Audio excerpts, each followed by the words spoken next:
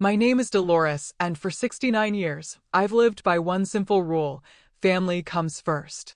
I sacrificed my entire life, my career, my savings, for my only son, Jamal. I thought my final reward would be a place in his new family home, a peaceful retirement surrounded by the laughter of my grandchildren. But in a single, devastating phone call, I discovered I wasn't part of their real family. My life savings had paid for my own exclusion. He called me hard to live with, a problem to be managed. The boy I raised on my own, the man I gave everything to, had written me out of his life without a single word to my face. I was broken, but not defeated. I started keeping a secret ledger, a record of every dollar, every sacrifice I'd ever made. And when he called to ask for more money, the final push for a move he never even told me about, I knew it was time to say no. Not just to him, but to the woman I had become. This is the story of how a mother's silent grief turned into a quiet storm. How I stopped being a financial resource and started being a person again. I learned that my love wasn't a transaction, and that my worth was not defined by how much I could give. I'm not afraid to be alone anymore. I'm no longer afraid to say no. And for the first time in my life, I'm making decisions about my life, my money, and my future. If you've ever felt like your sacrifices went unnoticed, or if you've had to fight to be seen, this story is for you. Ready to see how I reclaimed my life? Like this video, subscribe for more powerful stories, and let me know in the comments, what would you do if you discovered a betrayal like this? I always thought the hardest part of motherhood was the beginning, the sleepless nights, the scraped knees, the endless worrying. But no one ever tells you that the hardest part might come decades later, in a single moment, when you realize the person you gave everything to doesn't see you the way you see them. It was an ordinary Tuesday afternoon. I had just gotten back from the bank, clutching a manila folder with the documents for the house I helped buy. Not for me exactly. For us. For my son and his wife and their future. I'd spent weeks helping with the paperwork, draining my savings, wiring the down payment, all of it fueled by one thought: we're going to be a family again. Together. After so many years alone, that word still felt warm on my tongue. Family. I walked into my apartment and set the folder on the kitchen table, my heart light. Maybe too light. Because what happened next, what I overheard next, shattered something deep inside me. I wasn't trying to eavesdrop. The phone was on speaker, his voice carrying easily from the living room. My son, Jason, laughing, the kind of easy, unguarded laugh I hadn't heard in years. "Yeah, Mom's money really helped us out," he said, and my heart swelled at first. Us. That word again. But then I heard her voice, my daughter-in-law, warm, excited. "And my mom's going to love the new place. The guest room is perfect for her." There was a pause. A strange, heavy pause. Jason's voice dropped, quieter, more cautious. "Yeah, we'll figure out what to do about my mom later. You know how she gets. Hard to live with and all. Hard to live with." I remember gripping the edge of the counter to steady myself, as if the room had tilted. I must have misheard, I thought. I had to have misheard. Because this was my son. The boy I raised alone after his father walked out. The boy I worked double shifts for, skipped vacations for, cried over at night when no one else saw. But he kept talking. And every word felt like a new crack forming inside me. "I just want us to focus on our real family now," he said softly, lovingly, "not about me, but about them." Real family. My throat burned. I pressed a hand to my chest as if I could hold my heart together by force. The folder on the table suddenly looked foreign, like it didn't belong to me anymore. My life savings. My security. My future. All poured into a dream that apparently didn't include me. They laughed again, light, carefree laughter, and started talking about furniture and backyard barbecues and where her mother's tea set would go. It was a conversation full of joy and plans and belonging. I wasn't in any of it. I don't know how long I stood there, staring at nothing. A few minutes, maybe. Maybe longer. I felt like I was watching a movie of someone else's life, one where I was just a footnote. A supporting character. I thought about the years I'd spent saving every spare dollar, refusing to touch that account even when I needed it. I thought about how Jason's voice used to sound when he was little, calling for me in the dark after a nightmare. I thought about all the birthdays, the scraped knees, the school projects I helped with when no one else showed up. And now, hard to live with. Not real family. It's strange how betrayal doesn't always come in screams or slam doors. Sometimes it comes in soft, casual words, so ordinary they almost sound harmless. Until they slice through you. I didn't say a word. I didn't storm into the room or confront him right then. I just stood there, my hands trembling, the edges of that manila folder digging into my palms.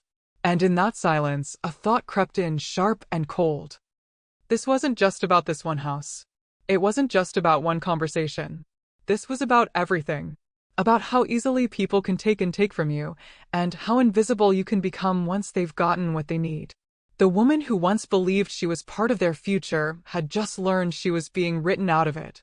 And the money I thought had bought me inclusion had, in fact, paid for my exclusion. I turned and walked into my bedroom, closing the door behind me. And for the first time in a very long time, I cried. Not the messy, loud kind of crying, but the quiet kind. The kind that feels like it's hollowing you out from the inside. And as I sat there, the folder still clutched in my hands, a truth settled in my chest like a stone. I wasn't going to be part of their real family. But this wasn't the end of my story. Not yet. It's strange how memory works. One moment you're standing in the wreckage of something you thought was unbreakable, and the next, your mind drags you back to the very beginning, the place where the cracks first started to form. That night, after I overheard Jason's call, after the words "hard to live with" and "real family" carved themselves into my chest, I barely slept. I lay awake in the dark, staring at the ceiling, listening to the rain tapping gently against the window. And my mind wouldn't stop replaying everything. Every sacrifice. Every choice. Every manipulation I hadn't recognized as manipulation, not until now. It took me back to 6 months earlier. Jason had come over for dinner, something he didn't do very often anymore. I'd made his favorite lasagna, the one I used to bake for his birthday every year. He arrived late, of course, all smiles and hugs, that same disarming charm he's had since he was 5 years old. The same boyish grin that used to melt my resolve no matter how angry I was. We were barely halfway through dinner when he put his fork down and sighed. I knew that sigh. It was the same one he used when he was about to ask for something. "Mom," he started, with that soft tone that always meant trouble, "I want to talk to you about something important." And there it was. The puppy dog face. The same look he gave me when he was 13 and wanted a new bike. When he was 17 and crashed my car. When he was 21 and needed help with rent. A carefully crafted mix of humility and hope, designed to make me feel like I was the only one who could save him. "We found a house," he said, eyes lighting up. "It's perfect, Mom. Great neighborhood. Good schools for when we have kids. It's everything we've been dreaming of." I remember smiling. Really smiling. Because in that moment, I believed I was part of that dream too. Then he reached across the table and took my hand. "There's just one thing," he said gently. "We're short on the down payment. About $20,000. $20,000. I felt the air leave my lungs. That was almost everything I had in my savings. Money I'd been tucking away for decades, emergency money, retirement money, safety money. But before I could even process it, he started painting the picture. "Mom, you'd have your own room. We want you to live with us. No more being alone. We'll finally be together again, just like old times." His eyes were shining. His voice was soft, sincere. And I believed him. I wanted so badly to believe him. I told him I'd think about it, but we both knew I wouldn't take long. That night, I opened my old leather journal, the one I've been writing in since Jason was born, and I wrote down every word he said. I wanted to hold on to the promise. To the hope. You'll have your own room. We'll be together again. I wrote the date too, as if committing it to paper could make it real. 2 weeks later, I transferred the money. I didn't even hesitate. It wasn't about the house. It wasn't about the money. It was about family. It was about the story I'd been telling myself for 25 years, that all of this, everything I'd endured, was leading to a future where Jason and I would finally have the home we always dreamed of. I pictured Sunday dinners around a big table, maybe grandkids running through the halls, laughter echoing down the hallway. I even started crocheting a blanket for my new room. My room. The one he promised would always be mine. But now, 6 months later, lying awake in the dark with rain whispering against the window, those promises tasted bitter. The puppy dog face wasn't love. It was strategy. It was the same pattern over and over. A crisis. A request. A promise. And me, always the solution. And the worst part? I wasn't angry at him. I was angry at myself. Because deep down, I think I knew it. I knew the way he came to me only when he needed something. I knew the way his voice changed when there was money involved. But I convinced myself it was love. That this was just what family did. I remembered another entry in that journal from years ago when he was in college and called me crying because his credit card was maxed out. I wired him $1,200 that same night. Another one from when his car broke down, $800. When he couldn't make rent, $1,500. Little pieces of me, handed over again and again. And I never kept score. Because that's what mothers do, right? They don't keep score. But as the hours passed and the weight of that overheard phone call pressed harder on my chest, something shifted inside me. I started to wonder, was it really love, or was it convenience? Was I Jason's mother, or just his safety net? The thought made my chest tighten. Because the truth is, I don't think Jason ever set out to hurt me. He probably doesn't even realize he's been doing it. But that doesn't make it hurt any less. And here's the cruelest part. That night 6 months ago, when he left after dinner, he hugged me tight and whispered, "I don't know what I'd do without you." I smiled and told him I loved him too. But now I see those words differently. They weren't gratitude. They were prophecy. Because he truly doesn't know what he'd do without me, and that's exactly the problem. Somewhere between scraped knees and college loans, between bedtime stories and down payments, I stopped being his mother and became his solution. His plan B. His safety net. His bank. And I let it happen. I wiped a tear from my cheek and rolled onto my side, staring at the faint outline of that manila folder on my nightstand. $20,000. My life's savings. My future. And now, apparently, the foundation of a home I'm not even part of. As the rain finally eased and dawn began to creep through the curtains, I whispered a truth into the empty room, a truth I had never dared to say out loud before. I deserve more than this. It wasn't a roar. It wasn't even a promise. Just a whisper. But it was enough. Because for the first time in a very long time, that whisper wasn't for Jason. It was for me. And I had no idea then, but that tiny spark of self-worth, that single whispered sentence, was about to change everything. The rain hadn't stopped in 3 days. It drummed gently on the roof that morning as I stood by the kitchen window, clutching my mug like it was the only thing anchoring me to the world. Outside, the neighborhood looked exactly the same, cars lined up on driveways, kids splashing in puddles on their way to school, and yet everything felt different. Because once you hear words like hard to live with, you don't go back to seeing yourself the same way again. I had replayed that call 100 times in my head. Jason's voice, light and casual, as if he were discussing the weather. She's just hard to live with, you know? She gets how she gets when things change. That was me. That's how he described me. Not my mom. Not the woman who raised me alone. Not the person who kept a roof over my head and food on the table when no one else would. Just hard to live with.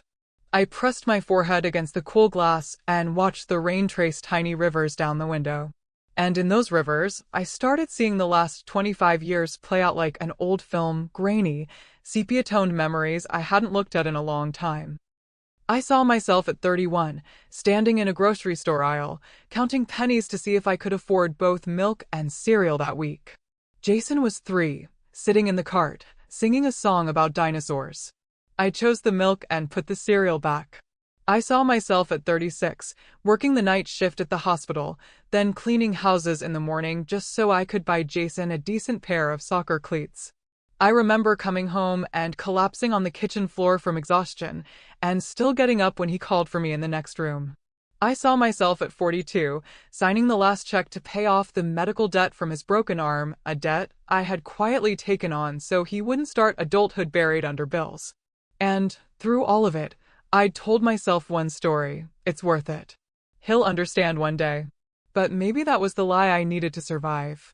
Maybe this was the truth all along, that I'd spent my life giving everything, and in the end, I'd still be reduced to a sentence like, hard to live with.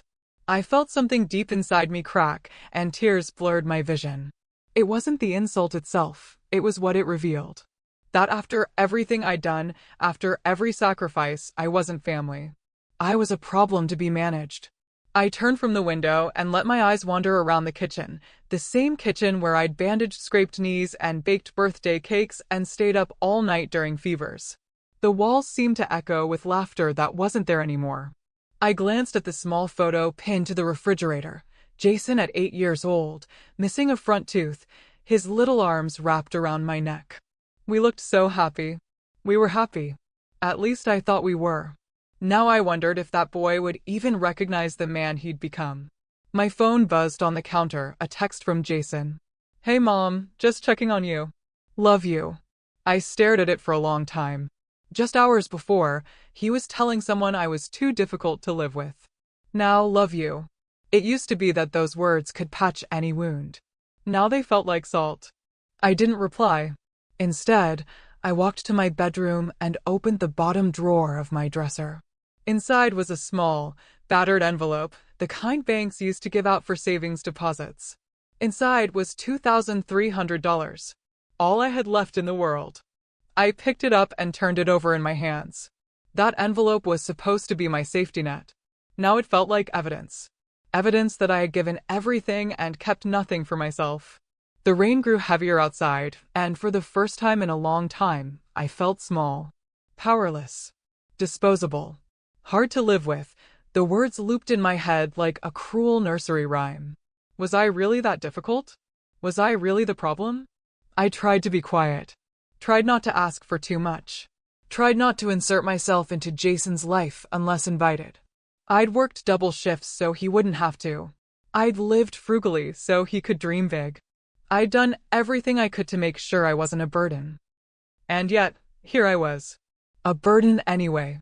A sound escaped my lips, not quite a sob, not quite a laugh. Just a hollow, broken thing. Because the irony was unbearable. All those years I'd spent trying to not be a weight on his shoulders, and now that was all I was to him. I walked back to the kitchen and poured the cold coffee down the sink. My hands trembled as I gripped the counter. Something had to change. I didn't know what, not yet. But I knew I couldn't keep being the woman who gave and gave until there was nothing left. I couldn't keep being invisible until I was inconvenient. I couldn't keep shrinking myself to fit into a space that was never meant to hold me. The rain had slowed by then, and faint sunlight tried to break through the clouds. I took a deep breath and let it fill me. This ache, this humiliation, this loneliness, it wasn't the end of my story. Not yet. Because buried somewhere beneath all that hurt was something I hadn't felt in years, a flicker of defiance. A stubborn little voice that whispered, "You are more than what they say you are." I didn't have a plan yet. I didn't know what the next chapter looked like. But for the first time, I stopped believing the worst things they said about me. Maybe I wasn't hard to live with. Maybe I was just too strong to be controlled. And maybe, just maybe, that was about to become my greatest strength. There's a moment, right before something breaks, when everything goes quiet. The world holds its breath. And in that silence, you know, even before it happens, that nothing will ever be the same again. That was the kind of silence hanging in my apartment the night Jason came over. I had spent the day trying to keep myself busy folding laundry I'd already folded, reorganizing drawers that didn't need organizing, anything to drown out the echo of his words from that phone call. Hard to live with. Real family. They clung to me like a second skin I couldn't peel off. The house documents still sat on the kitchen table, exactly where I'd left them. I couldn't bring myself to touch them. Every time I looked at that folder, I saw more than just paperwork. I saw my savings, my sacrifices, my belief in a future I now knew wasn't mine. It was just after 7 when I heard his key in the lock. "Mom?" Jason's voice drifted down the hall, cheerful, familiar, like nothing had changed. I swallowed hard and forced myself to sound normal. "In here."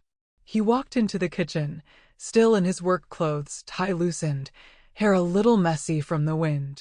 He smiled when he saw me, that same crooked smile he used to flash when he was 5 and wanted an extra cookie. "Hey," he said softly. "How was your day?" I wanted to scream. I wanted to shout my day. My day was the day I realized the person I love most doesn't see me as family. But instead, I smiled. "Fine." He nodded, then glanced at the folder on the table. "Oh, you got the house papers sorted? That's great. This place is really happening, Mom." This place. Their place.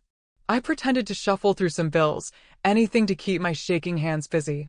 "Yes," I murmured. "Everything's in order." Jason walked over and leaned against the counter, talking about paint colors and backyard plans, about how Sarah's mom was so excited to move in. Each word fell heavier than the last, but I stayed quiet. I'd heard enough of his unfiltered truth through that phone call. Now I wanted to see if he'd speak it to my face. He didn't. He just kept smiling. "Hey, and thank you again," he said finally, stepping closer. "I don't think I've said that enough. We couldn't have done this without you." We. That word again. The one that used to include me. Now it was just a wall I stood outside of. I nodded. "You're welcome." He hesitated, studying me for a second, maybe sensing the chill in my tone. But then he did something that made the world tilt, something that broke me in a way the phone call hadn't. He reached forward, gently cupped the back of my head, and pressed a kiss to my forehead. It was the kind of kiss he used to give me when he was little, when he was scared or sorry. But now, it felt different. It felt hollow, mocking. It felt like betrayal dressed up as love. "Love you, Mom," he whispered.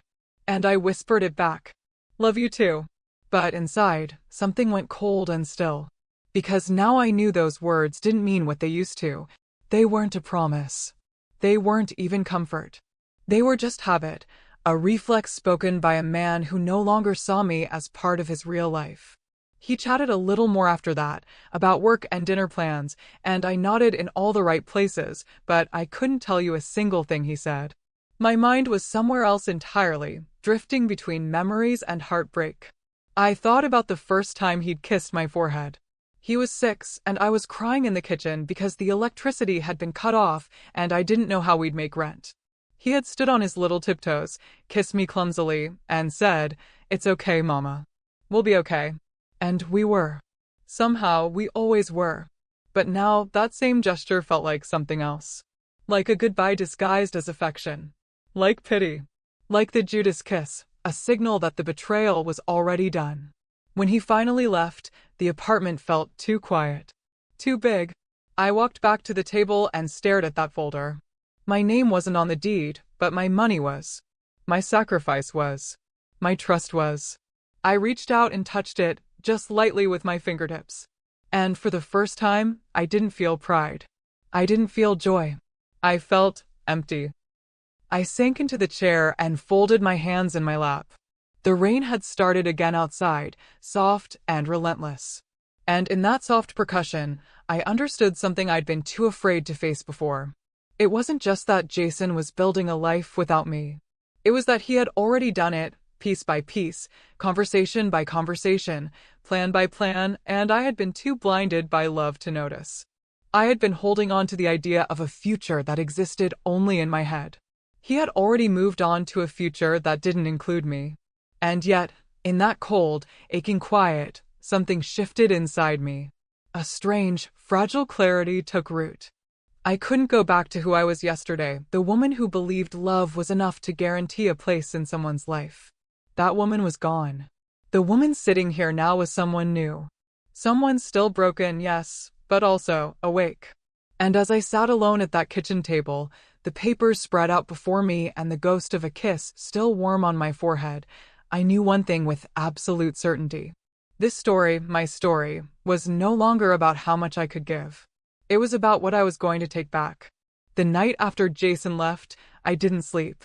I lay in the dark, listening to the soft patter of rain against the window, feeling the empty weight of the apartment around me. The silence wasn't peaceful. It was the kind of silence that presses against your chest, reminding you of everything you've lost or thought you had. I kept staring at the manila folder on the table, the house papers I had worked so hard to secure. I remembered the day I transferred the $20,000 for the down payment. I remembered every check I had written for car repairs, medical bills, school supplies. Every little loan, every quiet sacrifice. And suddenly, it all felt so small. And so endless. I reached for my old journal, the one I had kept since Jason was born. I opened it to a blank page, pulled out my favorite pen, and began writing, not a letter, not a story. Just numbers. Lists. Dates. Names. Amounts. Car repairs, $1,200. School uniforms, $600. Medical bills, $2,500. Credit card payments, $3,400. Down payment for the house, $20,000. I kept going, my hand shaking slightly. I remembered the nights I had sacrificed sleep to calculate expenses so he could have what he needed. I remembered the weekends I worked double shifts instead of resting. I remembered the way my own dreams, travel, hobbies, peace had been quietly shelved to make room for his. And when I added it all up, the total made my stomach lurch, almost $50,000. $50,000 I had given over the past 5 years. I closed my eyes and let the number sink in. Not as an accusation, not as a grievance, but as truth. It wasn't just the money. It was the time, the effort, the love, the trust. And in that truth, I finally allowed myself to feel the quiet, heavy weight of betrayal. I didn't cry. I didn't yell. I just sat there, notebook in hand, pen hovering over the page, reflecting on all that had been given and all that had been taken for granted. And yet, beneath the sorrow, beneath the exhaustion, there was a tiny shift. A flicker of clarity. I realized that knowing the full extent of what I had given and how easily it had been dismissed didn't have to leave me powerless. It could be my compass, my map, my first step toward reclaiming what was mine, not just financially, but emotionally, spiritually. The rain outside had slowed to a drizzle, soft against the window pane. I poured myself a cup of tea, letting the steam curl gently into the air. I didn't feel light, but I felt awake. Present. A little more grounded than I had in days. I read back over the list I had made, not as a record of loss, but as a ledger of love, yes, but also as a ledger of power. Every dollar, every sacrifice, every act of devotion was proof that I could do hard things. That I could give and also survive the emptiness of it all. That I could carry heartbreak and still sit up straight. And I promised myself, quietly, this ledger, my life, my efforts, my history, would not be wasted. It would not disappear into someone else's narrative while I remained invisible. It was mine. And now, finally, I would start treating it as such. I put the pen down and closed my journal. I wasn't sure yet what my next step would be. I didn't know how I would confront Jason or Sarah or even the cold reality of my own bank account. But I knew one thing. For the first time in a long time, I felt like I had a choice.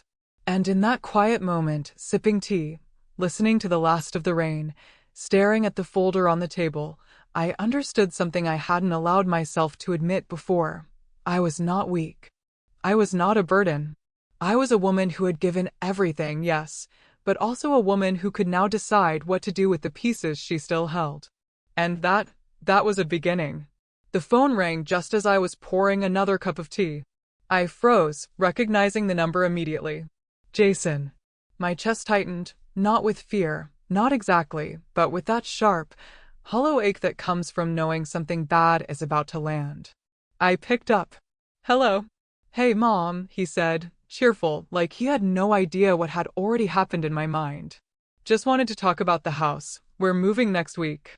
There it was. No warning. No discussion. No thought about the woman who had funded the down payment, who had believed in this future with every ounce of her heart. I let the silence hang. I didn't speak. I listened. I know we said you'd have your room, but... Sarah got a new job, he continued, voice careful now, trying to sound casual. So, we might need to figure out alternative arrangements. I could feel my hands gripping the edge of the counter, fingernails pressing into my skin. Alternative arrangements. Translation. I wasn't welcome in the house I'd paid for. I wasn't included in the plans I thought were ours. I cleared my throat. Jason, when do I get to see the house? My voice was calm, steady, but inside, every nerve felt raw. He hesitated, then muttered something about adjusting to the new place and we'll talk later. The way he danced around the question, the way he avoided facing me, hit me harder than any argument ever could. Adjusting to the new place.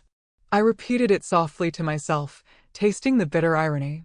The promises he had made 6 months ago, the soft words, the puppy dog face, the assurances of belonging, they were all lies. Or at least, they were irrelevant now. I had believed in a future that didn't exist. I realized in that moment that this wasn't about money. It wasn't about the down payment or the house. It was about control. It was about them deciding how far I could be included in their lives and choosing, deliberately, to exclude me. I kept my voice steady. So, when do I move in? Another pause. A sigh. And then the answer came, not even disguised as gentle. Mom, we'll see about that later. I'll let you know. But, we have a lot going on. The words hung between us like smoke, visible, heavy, suffocating. I felt something inside me begin to settle. Not the heartbreak this time, not the old, familiar ache of disappointment. Something sharper, quieter, clarity. I realized I had been waiting for permission to belong in my own life. Waiting for them to acknowledge me, include me, honor me. And in that instant, I understood. No one owes me that. Not Jason. Not Sarah. Not anyone. I closed my eyes for a moment and breathed. One slow inhale, one slow exhale. I let the tension drain from my shoulders, let the anger and hurt mix into something colder, like steel in my chest. I see, I said finally. Thank you for letting me know. I hung up before he could respond. And for a moment, the apartment was deathly quiet, except for the soft hum of the heater and the faint ticking of the clock. I walked to the window and watched the city lights blur in the rain. Everything I had thought I knew about family, about loyalty, about love, it had been rewritten in a single phone call. And yet, in the quiet of that night, I felt something shift. I remembered the ledger I had created, every dollar I had given, every effort I had made, every sacrifice I had endured. That ledger wasn't just numbers. It was proof. Proof that I had invested in my life, not theirs. Proof that I had strength, clarity, and resolve. And for the first time, I considered a new question. What if I stopped giving? What if I stopped waiting for them to include me? I didn't know what the answer would look like yet, but I felt a strange thrill in asking it. A quiet excitement that I hadn't felt in years. That night, I sat down with the ledger again, adding notes in the margins. Every loan, every gift, every act of faith in them counted. Not for them. For me. No more blind trust. No more passive hope. I realized I had been quietly preparing for this moment all along, without even knowing it. They could try to manipulate me, guilt me, charm me, distract me, but I had already begun reclaiming my life.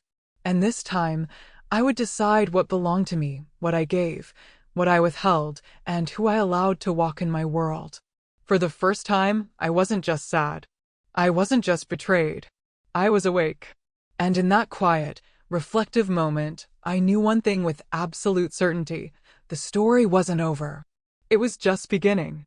The day began like any other, except it didn't. I woke to the quiet hum of the city outside my window, the faint sunlight slanting through the blinds, and the sharp, insistent ringing of my phone. It was Jason again. For a moment, I stared at the screen. My hand hovered over the phone. Part of me wanted to ignore it, but another part, the part that had been listening to every slight, every dismissal, every hollow word, was ready. Ready to face it. Ready to see what they wanted, and to finally decide what I would give. I took a deep breath and answered. Hello. Mom, Jason said, almost cheerfully, we really need that $3,000 for the moving costs. The words hit like a blow. The familiar pattern, the endless requests, the assumption that I would comply, it had been drilled into me for decades. But not today. Today, something had shifted. I didn't hesitate. I didn't stumble. I didn't apologize. No, Jason, I said calmly, clearly. I'll need to check my accounts before I make any decisions. I'm not sending you anything right now. There was a pause on the other end of the line. Then a sharp, incredulous tone. What do you mean? You've never said no before. I allowed myself a quiet smile, though no one could see it. Because I had said no. For the first time in my life, I was saying it with certainty, with purpose. I mean exactly that, I said, steady. I need to take care of my finances. I am not responsible for your plans. And I am not a bank for your convenience. He sputtered something about urgency, about promises, about fixing other stuff later, but I didn't respond. I let the silence speak for me. After I hung up, I felt a strange weight lift off my shoulders. My hands were still trembling slightly, but it wasn't fear. It was relief. Empowerment. The kind of quiet power that comes from finally claiming your own space in a world that has always assumed you'd stay small. I walked to my bedroom, sat at my desk, and opened my bank account. The remaining balance stared back at me, $2,300. Not much, but enough. Enough to survive. Enough to prove that I didn't need to give blindly anymore. And in that moment, I realized something I hadn't admitted before. I had been living my life in service of everyone else for too long. Always giving. Always helping. Always believing that love meant sacrifice without boundaries. No more. I made a small, deliberate plan. I would set aside $10,000 for myself, safe and untouchable. I would secure what was mine, and I would begin reclaiming my future on my own terms. The day passed in quiet reflection. I didn't need to speak to Jason again to feel the power in my decision. He could call, plead, manipulate, none of it mattered anymore. Because I had chosen me. And that evening, as the sun dipped below the skyline, I felt something I hadn't felt in years. Peace. Not the false peace of pretending everything was okay, but the real peace that comes from standing firm, saying no, and knowing with your entire being that you will not be moved. For the first time in a very long time, I wasn't invisible. I wasn't a burden. I wasn't someone to be taken advantage of. I was my own person. I was awake. And the final no wasn't just to Jason or his wife. It was a promise to myself, a promise that my life, my money, my love, everything I had to give would no longer be given to those who did not see it as precious. I leaned back in my chair, closed my eyes, and let the quiet strength settle in. The storm of betrayal hadn't destroyed me. It had awakened me. And for the first time, I felt truly, quietly, undeniably free. The morning was crisp, with sunlight streaming through the blinds in a way that made the dust in the air sparkle like tiny stars. I sat at my kitchen table, the quiet hum of the city around me, notebook and pen in front of me. For the first time in a long time, I felt like I was truly planning for myself. Not for Jason. Not for his wife. Not for anyone who had taken my love and treated it like it was theirs to use. I picked up the phone and dialed my bank. My voice was calm, steady, the kind of voice I hadn't used in years, the voice of someone who knew her worth. Hello, I said. I'd like to remove Jason as an authorized beneficiary on my account and cancel his debit card, please. Due to personal changes in my family situation. The teller hesitated for a moment, then began processing the request. I listened quietly, letting the words settle in my mind. Every click of the keys, every confirmation, was like a small victory, proof that I could take back control of what was mine. When I hung up, I felt a weight lift. A freedom that had been absent for decades. I could finally breathe. But there was more. I had been thinking about my will. The document that could either cement my life's sacrifices for those who valued them or ensure my future was truly mine. I called my lawyer. Calmly, I explained my wishes. I want to update my will, I said. I want to make sure my savings and possessions go where I choose, not just to whoever expects them. I want to protect myself and ensure that no one can manipulate my legacy. The lawyer listened patiently, then guided me through the process. Each decision, naming charities, adjusting beneficiaries, securing conditions, felt like reclaiming a piece of my life I had thought lost forever. For a moment, I allowed myself to remember the sacrifices I had made over the years. The nights working double shifts, The holidays I skipped to pay bills, the college tuition, the house down payment. It had been exhausting, yes, but now it felt like preparation, not for their future, but for my own. Later that afternoon, the phone rang again. Jason. Mom, I really need. I held up my hand, even though he couldn't see me. I smiled faintly and said, Jason, I'll call you in a few days. And I turned off my phone. Silence settled over the apartment. Not the suffocating, lonely silence I had known before, but a gentle, deliberate one. The kind of silence that says, this is my space now. My life. My choice. I poured myself a cup of tea and walked to the window, watching the sunlight glitter on the pavement. A soft breeze drifted in, carrying the scent of autumn leaves. And for the first time in years, I felt hope, not the fragile, temporary hope that had been given to me by others, but the solid, unwavering hope I gave to myself. I knew the road ahead wouldn't be simple. There would still be calls, manipulations, guilt trips. But now, armed with boundaries, knowledge, and a firm plan for my future, I felt prepared. Prepared to protect what was mine. Prepared to set limits. Prepared to finally live a life where my worth was defined by me, not by how much I gave, not by how much they took, and certainly not by how easy it was to manipulate me. I leaned back in my chair, sipping the tea, and allowed a small, quiet smile to settle across my face. The world had tried to define me, to limit me, to make me invisible. But I had learned something essential. You cannot take someone's life from them if they choose to reclaim it themselves. And that was exactly what I was going to do. The days that followed were quiet, but not empty. For the first time in decades, I wasn't reacting to someone else's plans, their whims, their expectations. I was acting for myself. And that clarity, that calm, deliberate focus, felt like sunlight breaking through a long, stormy winter. I began with my ledger. The one I had started weeks ago, adding up the sacrifices, the loans, the invisible debts of love and trust. I opened it once more, pen in hand, not to tally losses, but to chart a new course. I made a list of my priorities, small and large. Secure $10,000 in a new, private account, untouchable, mine alone. Meet with my lawyer to finalize the will changes, conditions, charities, everything. Build a personal savings plan, ensuring my independence. Reconnect with friends, with life, with parts of myself I had shelved for too long. Each entry felt like a brick being laid in the foundation of a house that was finally my own. The first morning I went to the bank. I opened a new account, separate and secret, transferring $10,000 into it. Every dollar felt like a small victory, a tangible proof that I could claim what was mine, quietly and without permission. I made notes, plans, strategies. I began to see the pattern of past manipulations for what it was: not love, not care, but expectation. I understood, calmly and fully, that giving blindly had never been generosity. It had been self-erasure. I spent the next few days ignoring the calls and messages from Jason and Sarah. They rang endlessly, trying to charm, plead, manipulate. Even the texts from my grandson tugged at my heart. But I didn't answer. Not yet. I needed space. I needed clarity. And in that space, I felt my strength grow. Not loud or angry, quiet, resolute, steady. I was learning to protect my heart, my money, my life.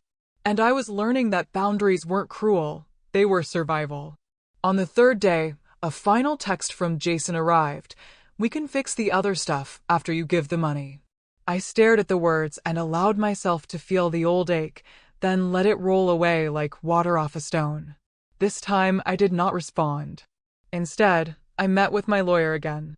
Together, we finalized the will changes. Charities that mattered to me. Protections for my assets. Conditions ensuring that my life's work would never be misused. Each signature, each notarized page, was a promise to myself: you matter. Your life matters. Your choices matter.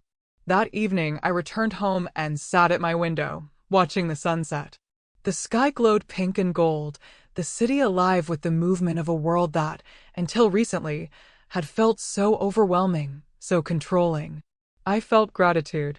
Not for them, not for Jason, not for Sarah, but for myself. for the courage to see the truth, for the discipline to act, for the quiet, growing power that had been there all along, waiting for me to claim it. The new ledger was more than money now. It was life. My life. Every plan, every careful step, every choice reflected who I was, what I valued, and who I would become. And as night fell, I realized something profound. Independence wasn't just financial. It was emotional, spiritual. It was waking up each day and knowing that no one could define my worth or limit my future without my consent. I leaned back in my chair, closed my eyes, and let the silence of the apartment embrace me. It wasn't lonely. It was quiet, purposeful, and full of potential. The storm of betrayal had passed, leaving behind not devastation, but foundation. And I was ready to build. The morning sunlight spilled into my apartment, warm and steady, as if the world itself were affirming the new rhythm of my life. I poured myself a cup of coffee and sat at the table, not with papers or ledgers today, but with a quiet sense of purpose. I had done the work. I had protected my finances, updated my will, reclaimed my choices. And yet, there was still one final step, one confrontation I had postponed for far too long. The knock at the door was almost casual. I knew immediately who it was. Jason. Sarah. Their presence felt intrusive, audacious, but I no longer felt small. I opened the door, smiled politely, and gestured for them to enter. "Good morning," I said, my voice steady, calm. "Come in." They stepped inside, brimming with fake concern. "Mom, we just wanted to," Jason began, but I held up my hand. "I know exactly why you're here," I interrupted, my tone firm but calm. "I've read the messages, heard the calls, and I know everything you've said about the house and the money." Sarah's mouth opened, then closed. Jason's face turned pale. The air in the apartment shifted. "I've also checked my finances," I continued, "and I have made my decisions. No, you will not have any additional money. No, you will not manipulate me into moving in. And no, you will not treat me as if my life and sacrifices belong to you." Jason stammered, trying to interject. "But Mom." "No," I said, cutting him off gently but decisively. "Not this time. I am done being a resource for anyone else's convenience. My choices are my own, my money is my own, and my home is my sanctuary. If you cannot respect that, then you must leave." There was a stunned silence. Sarah looked at him, then at me, and finally, the words they had used to control me, casual dismissals, manipulations, excuses, felt powerless. Jason's shoulders slumped. He realized, fully, that his access to my life, my money, my home, was gone. That I was no longer the person who would quietly comply or accept betrayal in silence. I waited until they understood the truth, and then I said it one last time, firmly, "You may leave now." And they did. The door closed, and for the first time in decades, the apartment was mine. Truly mine. Quiet. Safe. Filled with the possibilities of a life directed by me alone. I walked to the window and watched the world outside, the streets, the people, the movement, and felt something I hadn't in years. Joy. Not loud, not brash, not dependent on anyone else. Just calm, quiet, satisfying joy. I smiled at my reflection in the window. The woman looking back at me was not broken. She was awake. She was strong. She was free. And in that moment, I realized I had survived betrayal, manipulation, and exclusion, and emerged whole. I had taken back control of my life, my finances, my choices, my dignity. And no one could ever take that from me again. I poured myself a cup of tea, settled into my favorite chair, and let the sunlight warm my face. Today was not about revenge. It was about reclaiming my life, in every way, on my own terms. And as I sat there, breathing in the quiet and the light, I whispered to myself, with absolute certainty, "This life is mine. My rules. My terms. My freedom." If you've ever felt that your sacrifices went unnoticed, or if you've had to fight to be seen, this story is for you, and I'm no longer afraid to stand up for myself. I'm no longer a ghost in my own family. If you want to see how I finally reclaimed my life, like this video and subscribe to my channel. And I want to know, What would you do if you discovered a betrayal like this? Share your thoughts in the comments below.